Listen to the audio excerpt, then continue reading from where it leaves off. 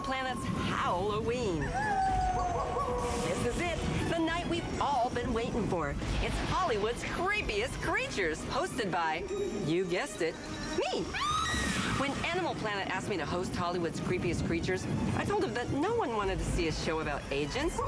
But when I learned what creepy creatures they were talking about, werewolves, zombies, monsters, I mean, come on, I dated them all. I knew I was perfect for the job. I didn't know about this jungle, but hey, can't have everything. Oh, enough talk. Here it is, the premiere of my very first Animal Planet special, Hollywood's Creepiest Creatures on Animal Planet's Halloween. Roll it!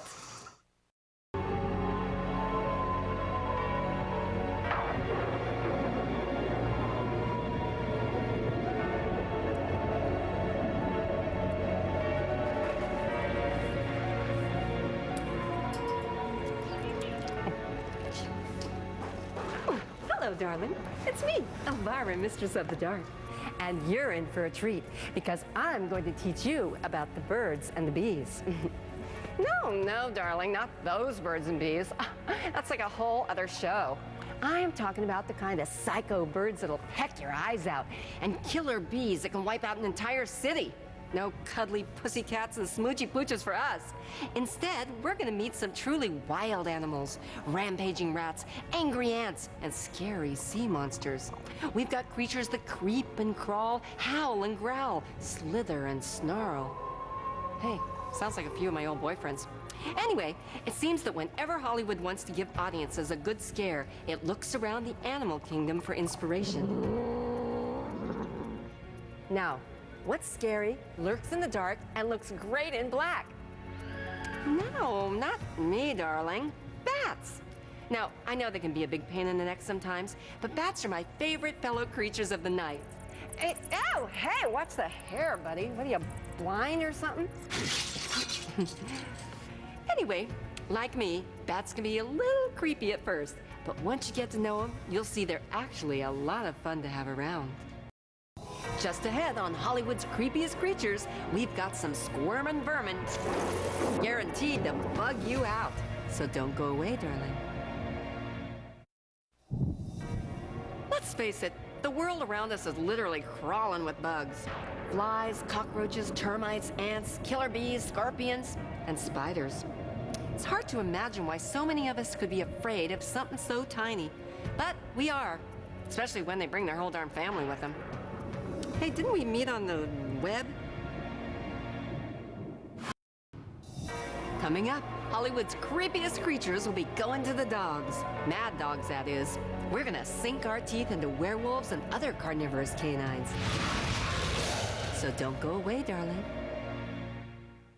Rev up your Tuesday night. You know, canines have been... Quiet, Poopsie. Quiet. Stop. She always gets this way when she gets hungry. You know, canines have been making a nuisance of themselves in Hollywood since the earliest days of the movies.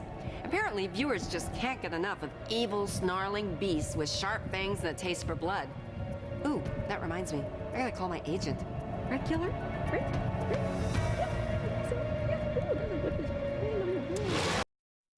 Forget the Terminator. Get ready to call the Exterminator, because when Hollywood's Creepiest Creatures returns, we're going to be invaded by rats. Say cheese. You know, in some cultures, a rat is considered good luck, and sometimes pot luck. Personally, I'm not so crazy about them. I mean, for one thing, they multiply like rats.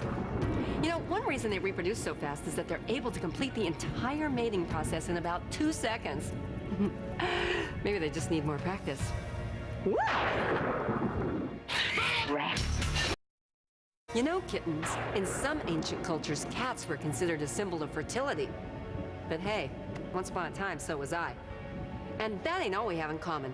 Cats are creatures of the night, and like me, they spend more than 2/3 of their life sleeping. Hey, a girl's got to get her beauty rest. I just love kitty cats. Like I always say, just give me a tiger in the house and a jaguar in the driveway and I'm happy. You know, there are 37 different species of cats around the world, from the North Pole to the rainforest, and most of them are perfectly sweet little critters. But as it happens with a lot of us gals, somewhere along the line, cats developed a bad reputation. People started to think cats were downright demonic and witchy. I said witchy. Next up on Hollywood's Creepiest Creatures, we'll fly the unfriendly skies with a fiendish flock of deadly birds. So don't be chicken, darling. You know, darling, I've always said that Hollywood is for the birds, and not just because everyone gets their feathers ruffled so easily. Now, usually we think of birds as beautiful creatures soaring gracefully across the sky, but every once in a while, the movies come up with some seriously freaky feathered fiends. These birds of a feather don't just flock together, they kill together. Take a gander at these little chickadees, and then you'll see what I mean. And hook up with some of the most fiendish fish that ever wore fins. There you go, my little fish sticks. Oh, don't worry, I didn't forget you.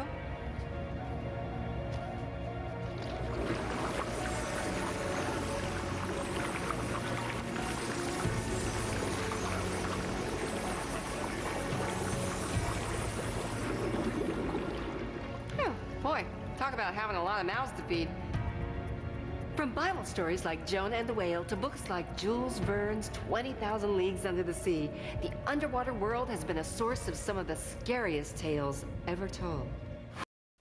When Hollywood's Creepiest Creatures returns, we'll meet some of the slimiest, scaliest, and most repulsive reptiles in show business. Outside of my ages, of course. Here's something that might surprise you. Do you know what many people are afraid of more than death? More than heights? More than using a public toilet? Snakes. That's right. But what is it about these slithery, scaly, cold-blooded, fork-tongued creatures that gives people the chills? Beats me. What do you think, honey?